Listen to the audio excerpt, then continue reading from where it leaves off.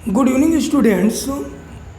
Last class में आपने pronoun का एक पार्ट पर्सनल प्रोनाउन ये पहले पढ़े थे। इसके बाद में आपने प्रोनाउन का दूसरा पार्ट जो डिस्ट्रीब्यूटिव कहलाता है। डिस्ट्रीब्यूटिव प्रोनाउन के अंतर्गत आपने ईच पढ़ा, एवरी पढ़ा, any, anyone, all, both, none, either और नाइदर। इन वर्ड्स को आपने इस डिस्ट्रीब्यूटिव प्रोनाउन के अंतर्गत पढ़ा था। इसके पहले मैं थोड़ा सा रिपीट करना चाहूँगा। इस रेपिटेशन में क्या है कि ये प्रोनाउन का मीन आपने इसके बारे में ये पढ़ा था कि जो वर्ड नाउन के प्लेस में यूज होते हैं वो प्रोनाउन कहलाते हैं। अब डिस्ट्रीब्यूटिव प्रोनाउन मुझे सिखाता गया है। डिस्ट्रीब्यूटिव प्रोनाउन मुझे किस बात के बारे में बताता है? तो डिस्ट्रीब्यूटिव प्रोनाउन के बारे में मैं ये जानता हूँ कि कोई व्यक्ति हो, कोई वस्तु हो, two or more than two इनके नंबर्स में हो, यानी व्यक्तियों की संख्या, जो व्यक्तियों का पर्सन्स का जो नंबर होगा वो two or more than two, या थिंग्स का नंबर होगा वो two or more than two. अब इन दोनों स्थितियों में थिंग्स होगा या पर्सन्स होगा, this two are related to noun. अब इन व्यक्तियों में से या वस्तुओं में से किसी एक को सेलेक्ट करना, प्रत्येक को अलग अलग व्यक्त करना, ये चीज़ हमको कौन सिखाएगा? ये जो प्रोनाउन होगा वो डिस्ट्रीब्यूटिव प्रोनाउन होगा। तो डिस्ट्रीब्यूटिव प्रोनाउन काम क्या करता है? Two or more than two persons या two or more than two things में से किसी एक को अलग अलग तरीके से व्यक्त करना, ये हमारा डिस्ट्रीब्यूटिव प्रोनाउन कहलाता है। अब इसमें आपने ईच पढ़ा। अब ईच का यूज और एवरी का यूज, इन दोनों का यूज मैं बेसिकली प्रत्येक के अर्थ में, हर एक के अर्थ में करता हूँ। लेकिन अब कहाँ पर ईच और कहाँ पर एवरी? तो ऐसी स्थिति में क्या रहता है कि जहाँ पर two or more than two, यानी दो के लिए भी करूँगा। कैसे?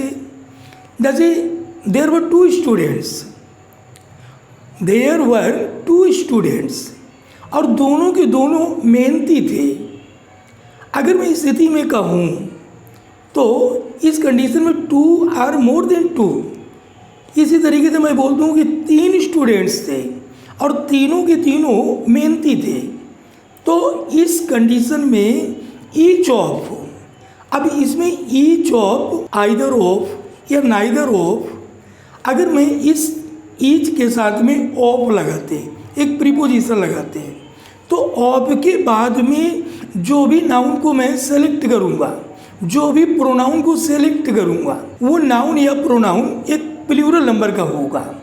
तो जैसे मैंने बोला कि दो स्टूडेंट्स में से प्रत्येक मेहनती था, तो दो स्टूडेंट्स में से, तो each of the to students. अब इनमें जहाँ पर प्रत्येक की बात करता हूँ, तो प्रत्येक की बात करने की स्थिति में इनके साथ जो भी वर्ब सेलेक्ट करूँगा वो वर्ब भी हमारा सिंगुलर नंबर का होगा, क्योंकि उनमें से किसी एक को सेपरेट कर रहे हैं, किसी एक को सेलेक्ट कर रहे हैं। दो में से किसी एक को, यानी पहला भी हो सकता है, दूसरा भी हो सकता है। जैसे मैंने बोला कि देयर वर टू स्टूडेंट्स, और इनमें each of the to students was laborious, यानी दो स्टूडेंट्स में प्रत्येक मेहनती था। इसी को मैं आइदर से भी बोल सकता हूँ कि आइदर ये भी दो में से प्रत्येक के लिए, दो में से प्रत्येक के लिए मैं आइदर का भी यूज कर लेते हैं, दो में से प्रत्येक के लिए मैं ईच को भी यूज कर लेते हैं। तो ऐसी स्थिति में जैसे आपको कोई एग्जाम्पल देता है कि there were two students, there were two students, those were laborious। अगर मैं इस तरीके से दो सेंटेंस दे देते हैं दोनों को कंबाइन करके एक सिंपल सेंटेंस में, यानी there were two students those were laborious, those were यानी वे दोनों को दोनों वो मेहनती थे। इस स्थिति में यहाँ पर मैं लिख सकता हूँ कि ईच ऑफ द टू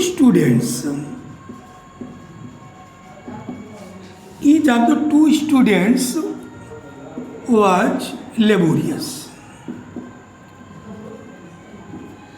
इसी सेंटेंस को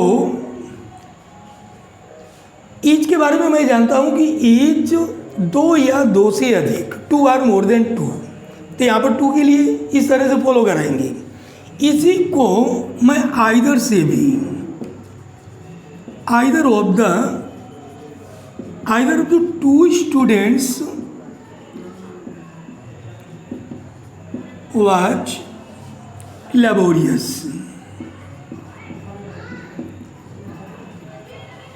यहाँ पर मेरे कहने का मीन क्या था, ईच को टू यानी one out of two, either को वन आउट ऑफ टू, किसी एक को सेलेक्ट करना। अब ऐसी स्थिति में क्या रहता है कि आइदर के बाद में ये जो प्रीपोजिशन है, और प्रीपोजिशन के बाद में जो भी नाउन सेलेक्ट करते हैं वो नाउन हमारा प्लूरल नंबर में रहता है। अगर इसके बाद में कोई प्रोनाउन भी रखता हूँ तो वो प्रोनाउन भी प्लूरल नंबर में होगा। इसके बाद में ऑफ के बाद में जो भी नाउन सेलेक्ट करें, चाहे वो ईच के साथ लेता हूँ चाहे आइदर के साथ लेता हूँ, और इन दोनों स्थितियों में इनके बाद में जो भी प्रोनाउन सेलेक्ट करेंगे तो वो प्रोनाउन हमारा प्लूरल नंबर का होगा। अब यहाँ पर हेल्पिंग वर्ब को देखता हूँ तो ये हेल्पिंग वर्ब इस स्टूडेंट्स को देख करके नहीं, इसकी प्लेसिंग, इसका सिलेक्शन इसको देख करके नहीं। क्यों? क्योंकि ये हेल्पिंग वर्ब जो है ये यहाँ पर टू स्टूडेंट्स इस प्रीपोजिशन का ऑब्जेक्ट है, और कोई भी हेल्पिंग वर्ब का सिलेक्शन ऑब्जेक्ट के अकॉर्डिंग नहीं होता है। हेल्पिंग वर्ब का सिलेक्शन इसके सब्जेक्ट को देखकर, और यहाँ पर आइदर का यूज मैं कर रहा हूँ कि यानी one is taken out of the two, the same each, ये भी one is taken out of the two, क्योंकि each two or more than two. अब यहाँ पर टू के साथ इस तरीके से यूज करके यहाँ पर जो भी हेल्पिंग वर्ब सेलेक्ट करूँगा वो सिंगुलर नंबर का होगा। इसके बाद इनके साथ में जो पर्सनल प्रोनाउन का यानी कि नॉमिनेटिव पर्सनल प्रोनाउन का जो केस होगा वो भी तुम्हारा सिंगुलर नंबर को रिलेट करेगा। ऐसा नहीं होगा कि इसको देख करके मैं यहाँ पर प्लूरल नंबर का यहाँ पर प्लेस करें, तो प्लूरल नंबर के प्रोनाउन की प्लेसिंग नहीं होगी। यहाँ पर प्लेसिंग किस तरह की होगी, अगर इसके मुताबिक हेल्पिंग वर्ब सिंगुलर नंबर का, तो इसका मतलब है कि इसके मुताबिक जो भी प्रोनाउन सेलेक्ट करेंगे तो वो भी सिंगुलर नंबर का प्रोनाउन होगा, और वो सिंगुलर नाउन का प्रोनाउन इस जो भी नाउन का उसके नंबर और जेंडर के मुताबिक, इस नाउन के जेंडर के मुताबिक, इसका जेंडर कैसा है। अगर इसका जेंडर मास्कुलिन का है तो इसका मतलब है कि ही जिम इनमें से किसी एक को लेते हैं, और अगर इसका जेंडर फेमिनिन है तो इसका मतलब है कि सी, हर शी, इनमें किसी एक को सेलेक्ट करते हैं। अब यहीं पर मैं ये देखना चाहूँगा, यहाँ पर मैंने each of the to students लिया था। अब यहाँ पर मैं each of the three students, each of the three students, इसके बाद वाज लेबोरियस। इस एग्जाम्पल से मैं आपको ये समझाना चाह रहा हूँ कि ईच टू के लिए भी प्रॉपर है और ईच मोर देन टू के लिए भी प्रॉपर है। और ऐसी स्थिति में चाहे यहाँ पर 3 हो, 4 हो, 5 हो, कुछ भी हो, तो उस कंडीशन में यहाँ पर हेल्पिंग वर्ब हमारी सेम रहेगी। जिस तरीके से हमारे हेल्पिंग वर्ब इन दोनों में है उसी तरीके से हेल्पिंग वर्ब भी हमारा यहाँ पर भी सिंगुलर नंबर को रिलेट करेगा। एक तो मैं ईच को इस तरीके से 2 आर मोर देन 2, ईच का यूज मैं और किस किस तरीके से कर लेता हूँ। ईच का यूज किसी सेंटेंस में सब्जेक्ट के लिए भी करता हूँ। ईच का यूज किसी सेंटेंस में सब्जेक्ट के लिए, और जिस सब्जेक्ट के लिए ईच का यूज किया जा रहा है उस सब्जेक्ट के ठीक बाद में, यानी जो भी प्रोनाउन के तौर पे जो वर्ड ले रहा हूँ सब्जेक्ट के लायक, तो उसके ठीक बाद में, जैसे मैं कोई एग्जाम्पल देकर बताऊँ, we each have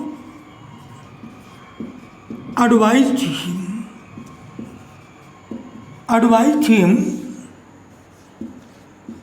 to give up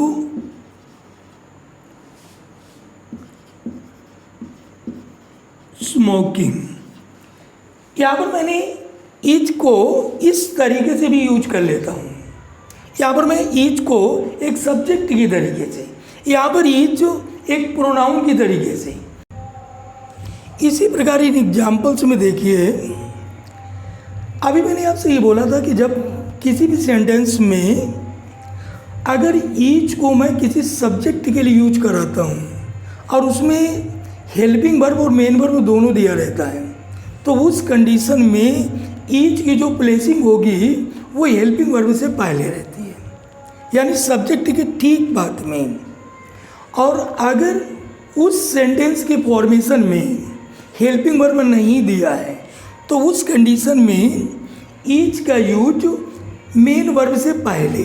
यहाँ पर देखिए, वी ईच, हम प्रत्येक ने, ट्राइड, कोशिश की, अवर बेस्ट, अपना सर्वोत्तम, टू विन द मैच, यानी मैच को जीतने के लिए हम प्रत्येक ने भरसक प्रयास किया।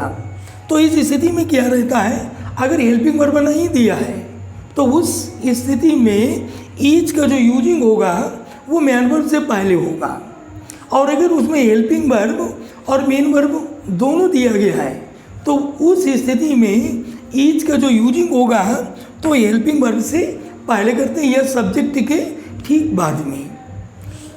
इसके बाद नेक्स्ट एग्जाम्पल में, I gave them each some money. यहाँ पर मैं ये देख रहा हूँ कि ये देम, तो इस सब्जेक्ट का ऑब्जेक्ट है, इसके बाद में ईच प्लेस है। यदि किसी सेंटेंस में ऑब्जेक्ट दिया हो और ऑब्जेक्ट के बाद कोई फ्रेज आता है तो उस कंडीशन में ईच का यूज ऑब्जेक्ट के बाद करता हूँ। यहाँ पर ये फ्रेज टाइप में सम मनी, यहाँ पर ये देम ऑब्जेक्ट है। अगर किसी सेंटेंस में ऑब्जेक्ट दिया हो और ऑब्जेक्ट के बाद में कोई फ्रेज आता है तो ऐसी स्थिति में ईच का जो यूज होगा वो ऑब्जेक्ट के बाद करता हूँ। तो यहाँ पर लिखा है कि I gave them each some money. इसी तरह नेक्स्ट एग्जाम्पल में यहाँ पर देम के बाद कोई फ्रेज नहीं दिया है। यदि किसी सेंटेंस में ऑब्जेक्ट के बाद में फ्रेज का यूज नहीं आता है, फ्रेज का यूज नहीं होता है, तब उस कंडीशन में ऑब्जेक्ट के तुरंत बाद मैं ईच का यूज नहीं करूँगा। इट मीन्स ये हमारा ईच जो इस सेंटेंस में ये रॉन्ग है। इसको हमको किस तरह से लिखना होगा, I like each of them. इसको मैं इस तरह से प्लेस करूँगा, आई लाइक देम ईच। अगर किसी सेंटेंस में ऑब्जेक्ट के बाद कोई फ्रेज नहीं आता है तो उस स्थिति में ईच ऑब्जेक्ट के बाद प्लेस करना इम्प्रॉपर होगा। तो उस स्थिति में इसको I like each of them, इसको इस तरह से प्लेस करूँगा। तो इस तरह से हमारा ईच का कहने का मीन क्या था कि ईच को किसी सेंटेंस के फॉर्मेशन में मैं किन किन स्थितियों में यूज कर सकता हूँ। तो ईच के बारे में मैंने आपसे ये बोला कि यानी two or more than two, चाहे वो पर्सन्स के लिए हो चाहे वो थिंग्स के लिए हो। अगर वो पर्सन्स होगा या थिंग्स होगा वो नाउन्स होंगे, तो ईच का यूज इस तरह से नाउन के रूप में, टू के लिए टू में से किसी वन को सेलेक्ट करने की स्थिति में, यानी each of the to students ऐसा लिख सकता हूँ। इसी ईच का यूज मोर देन टू, तो more than two each of the 3 students, each of the 5 students, each of the 6 students, अगर उनमें से किसी एक को सेलेक्ट करता हूँ तो उस स्थिति में हम ईच के साथ इस तरीके से लिख सकता हूँ। अब लेकिन एक ध्यान देने की चीज़ और है कि यहाँ पर जो भी हेल्पिंग वर्ब सेलेक्ट करूँगा वो हेल्पिंग वर्ब हमारे सिंगुलर नंबर की होगी। इनके साथ जो भी प्रोनाउन सेलेक्ट करूँगा वो सिंगुलर प्रोनाउन होगा। यदि वो प्रोनाउन मैस्कुलिन के लिए तो ही वाले में से लेता हूँ, अगर वो प्रोनाउन फेमिनिन के लिए तो सी वाले में से लेता हूँ। अब जैसे ईच ऑफ द बॉयज, जैसे हमने बोला each of the 2 boys, each of the 2 boys was present in the classroom, each of the 2 boys, तो इसका मतलब मैं बॉयज़ के लिए करता हूँ तो लास्ट में ही वाले में से, और अगर ईच ऑफ द 2 गर्ल्स, इसका मतलब सी वाले के लिए तो लास्ट में गर्ल्स के अकॉर्डिंग वहाँ सी वाले में से प्रोनाउन सेलेक्ट करेंगे।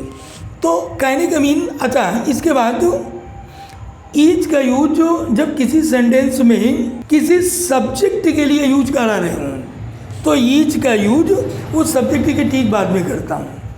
अब किसी सेंटेंस में अगर सिर्फ मेन वर्ब दिया है, हेल्पिंग वर्ब नहीं दिया है, तो उस स्थिति में ईच का यूज मेन वर्ब से पहले ही, यानी वी ईच ट्राइड, इस तरह से प्लेस करूँगा।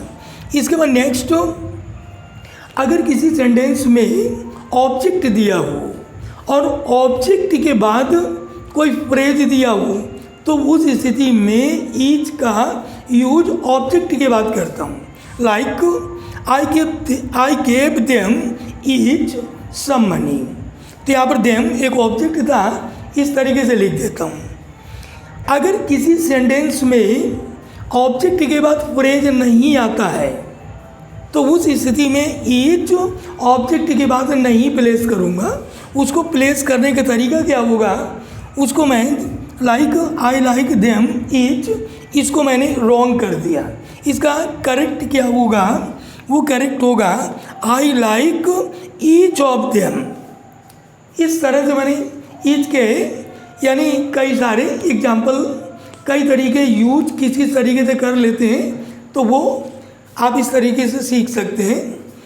इसके बाद एवरी के बारे में मैंने बताया था कि every only for more than 2, every का यूज करता हूँ तो सिर्फ 2 से अधिक के लिए। Like every one of the 5 boys, every one of the 5 boys was absent। यहाँ पर देखिए मैंने 5 बॉयज लिखा, every one of the 5 boys, यानी 5 बॉयज में से प्रत्येक अनुपस्थित था। अब यहाँ पर 5 ये मोर देन 2, अब यहाँ पर मोर देन 2 इसको मैं ईच ऑफ द 5 बॉयज भी लिख सकता हूँ, इसको मैं every one of the 5 boys भी लिख सकता हूँ। दोनों स्थितियों में सही है, चाहे मैं इसे ईच ऑफ द 5 बॉयज या चाहे इसे every one of the 5 boys.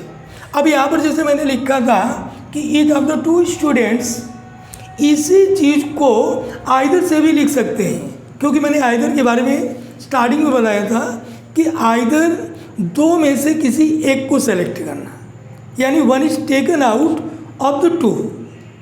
अगर 2 में से किसी एक को सेलेक्ट करता हूँ तो आइदर लेता हूँ, 2 में से किसी एक को सेलेक्ट करता हूँ तो ईच लेता हूँ, 2 से अधिक के लिए करता हूँ तो भी ईच लेता हूँ। यानी किसी एक को सेलेक्ट करना होगा तो उस स्थिति में हम ईच और आइदर 2 में से किसी एक के लिए कर लेते हैं। Every one of the 5 boys, तो इस तरीके से मैं ईच और एवरी सेंटेंस में यूज कर लेते हैं।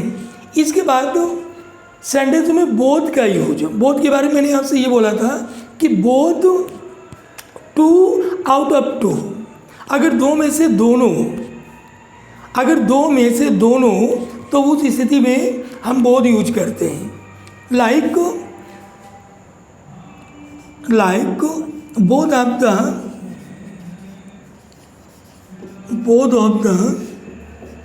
2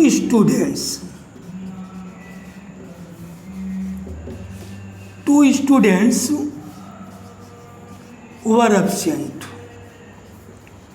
अब यहाँ पर ये देखता हूँ कि दो में से दोनों,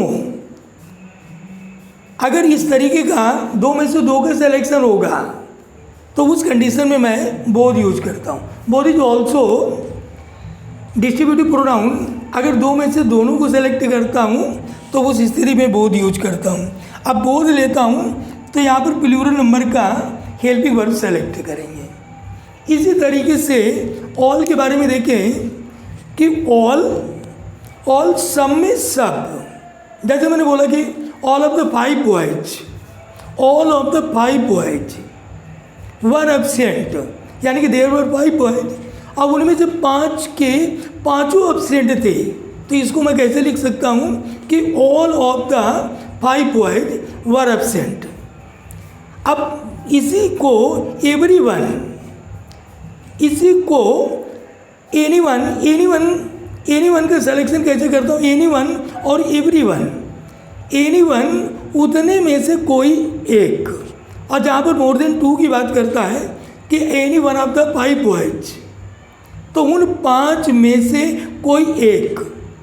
तो उस स्थिति में जहाँ पर मोर देन 2 की बात करता है तो उस कंडीशन में मैं एनीवन, तो anyone of the 5 boys, any one of the 5 boys, ये सिंगुलरिटी को जाहिर करेगा तो वाज करेंगे।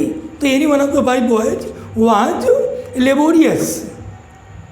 तो इस कंडीशन एनीवन लेता हूँ, एवरीवन लेता हूँ, आइदर लेता हूँ, नाइदर लेता हूँ, ईच लेता हूँ, एवरीवन लेता हूँ, तो इनके सब के साथ में जो भी हेल्पिंग वर्ब सेलेक्ट करेंगे तो वो सिंगुलर नंबर का रहेगा। इनके साथ जो भी प्रोनाउन सेलेक्ट करता हूँ वो सिंगुलर प्रोनाउन। अब उन प्रोनाउंस में उनके जेंडर को देखकर कि किसी में अगर मैस्कुलिन रहता है तो ही वाले में से, और अगर फेमिनिन रहता है तो सी वाले में से। इस तरह से मैं जो भी डिस्ट्रीब्यूटिव प्रोनाउन के अंतर्गत वर्ड्स आते हैं उनको इस तरीके से यूज कर लेते हैं। अब इन प्रॉब्लम्स के माध्यम से इनका प्रॉपर यूज देखिए। यहाँ पर मैं फर्स्ट क्वेश्चन में देख रहा हूँ कि none of the 2 sisters had paid a tuition fee. मैंने आपको नाइदर और नन के बारे में बताया था कि कहाँ पर नाइदर और कहाँ पर नन। नाइदर दो में से एक भी नहीं, नन मैनी में से एक भी नहीं। जहाँ पर दो में से एक भी नहीं की बात करेंगे वहाँ पर मैं नाइदर यूज करता हूँ। जहाँ पर मैनी में से एक भी नहीं तो उस कंडीशन में नन यूज करता हूँ। एक चीज़ और बताया था कि neither of, either of, each of, इनके बाद में जो भी नाउन सेलेक्ट करते हैं वो नाउन प्लूरल नंबर का रहता है। इनके बाद जो भी प्रोनाउन सेलेक्ट करेंगे वो प्रोनाउन भी प्लूरल नंबर का रहता है। अब इस स्थिति में प्रोनाउंस के बारे में तो मैंने बार बार बोला कि इनके साथ either of, either of, each of, none of, any one of, इनके साथ जो प्रोनाउन सेलेक्ट करेंगे वो सिंगुलर नंबर का। लेकिन ऑफ के बाद में जो नाउन या प्रोनाउन का सिलेक्शन होगा वो प्लूरल नंबर का रहता है। यहाँ पर देखिए नन ऑफ द 2 सिस्टर्स। अब नाइदर के बारे में मैं ये जानता हूँ, यानी कोई भी नहीं, नन का अर्थ कोई नहीं, नाइदर का मीन कोई नहीं। यहाँ पर दो में से, यानी कि 2 सिस्टर्स में से कोई नहीं has paid her tuition fees. तो इसका मीन क्या है कि यहाँ पर नन एक प्रॉपर वर्ड नहीं है, क्योंकि नन जो यूज करता है ये मोर देन 2 के लिए है। यहाँ पर तो 2 की बात करता है।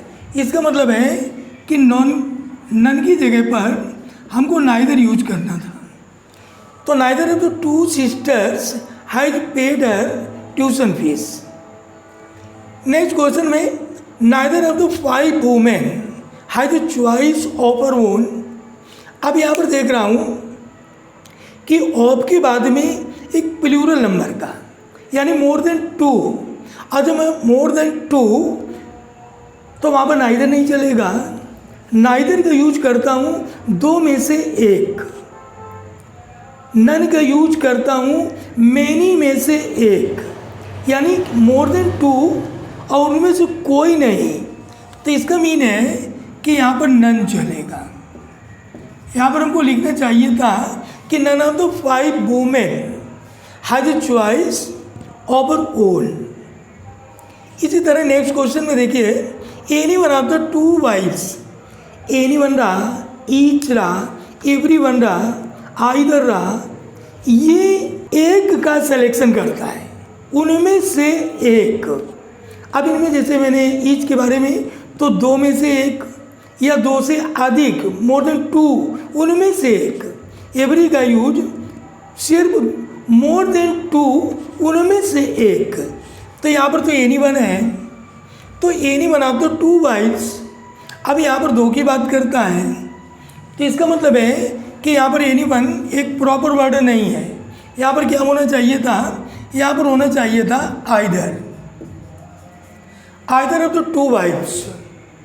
इसी तरह नेक्स्ट देखिए कि he could not meet either of his 3 brothers, और he could not meet either of his 3 brothers at home. यहाँ पर देखिए 3 ब्रदर्स, और आइदर का यूज किसके लिए करता हूँ, आइदर 2 में से 1, तो यहाँ तो मोर देन 2, तो इसका मीन क्या है कि यहाँ पर आइदर नहीं, यहाँ पर चलना चाहिए एनी वन। एनी वन का यूज मोर देन 2 के लिए, जहाँ पर किसी एक का सिलेक्शन होगा, उस कंडीशन में मोर देन 2, इसके लिए एनी वन। इस क्वेश्चन में देखिएगा कि नन ऑफ द 2 मिनिस्टर्स, यहाँ पर देखिए 2 मिनिस्टर्स, और उनमें से एक भी नहीं। और 2 के बारे में मैंने क्या बोला था कि 2 के लिए नाइदर एक प्रॉपर वर्ड है, तो neither of the 2 ministers was available for comments. इसी तरह नेक्स्ट देखिए, each of the members hide there. अब यहाँ पर मेंबर्स, यहाँ पर नंबर नहीं दिया है, नंबर नहीं दिया है, तो मेरी कंसिडरिंग होगी, वो कंसिडरिंग क्या होगा कि यहाँ पर 2 आर मोर देन 2, तो 2 आर मोर देन 2 के लिए ईच यूज करता हूँ। लेकिन इसमें फॉल्ट कहाँ पर है, each of the 2 members hide their own opinion about it. यहाँ पर जो ये प्रोनाउन यूज किए हैं, जो पॉसेसिव प्रोनाउन यूज किया गया है, ये पॉसेसिव प्रोनाउन, ये जो ओन ओपिनियन अबाउट इट, तो यहाँ पर हमको क्या लिखना चाहिए था कि देयर की जगह प्लेस करूँगा तो हिज का करूँगा, क्योंकि ये मैस्कुलिन से रिलेटेड है। इसी तरह नेक्स्ट देखेंगे कि she was more beautiful then either of her 3 sisters. She was more beautiful then either of her 3 sisters. अब देखिए यहाँ पर 3 सिस्टर्स, यहाँ पर आइदर लिखा है, इसका मतलब है कि ये तो मोर देन 2, और मोर देन 2 के लिए एनी वन ऑफ 3 सिस्टर्स।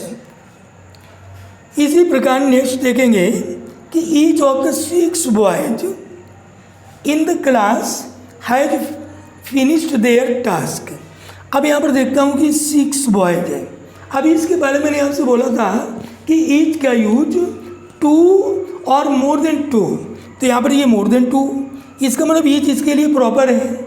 लेकिन थोड़ा और आगे बढ़ेंगे तो यहाँ पर देखिए ये देयर, अब ये देयर जब लगा है तो इसका मतलब है कि प्लूरल नंबर को शो करता है, जबकि मुझे ये पता है कि ईच के साथ में जो भी प्रोनाउन, जो पोजीशन सोवर होगा वो सिंगुलर नंबर का होगा। तो इसका मीन क्या है कि यहाँ पर देयर की जगह हिज प्रॉपर वर्ड होगा, हिज टास्क।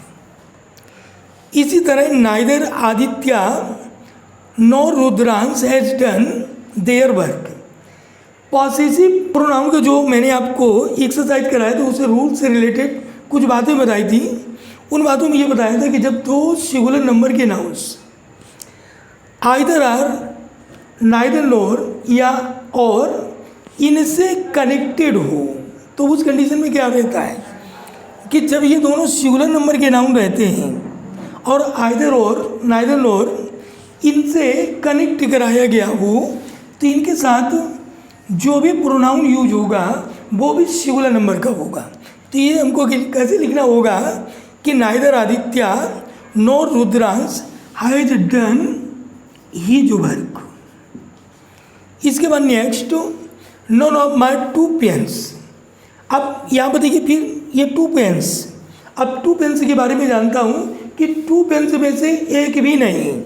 अब जहाँ पर टू पेन्स में से एक भी नहीं, तो उस कंडीशन में नाइदर यूज करता हूँ, नन नहीं यूज करता हूँ। नन का यूज कब करूँगा, जब मोर देन टू की बात करेगा। तो इसका मतलब है कि यहाँ पर नन नहीं, यहाँ पर नाइदर होगा कि neither of my two pens writes well. Last question में देखेंगे कि any of the two roads. अब यहाँ पर एनी, यहाँ पर टू रोड्स इनमें से कोई एक। अब दो में से किसी एक का सिलेक्शन करता हूँ तो उस कंडीशन में एनी या एनी वन नहीं लेते हैं, वहाँ पर क्या लेते हैं, आइदर लेते हैं। आइदर के यूज में कब करूँगा कि टू में से किसी एक को सेलेक्ट करें।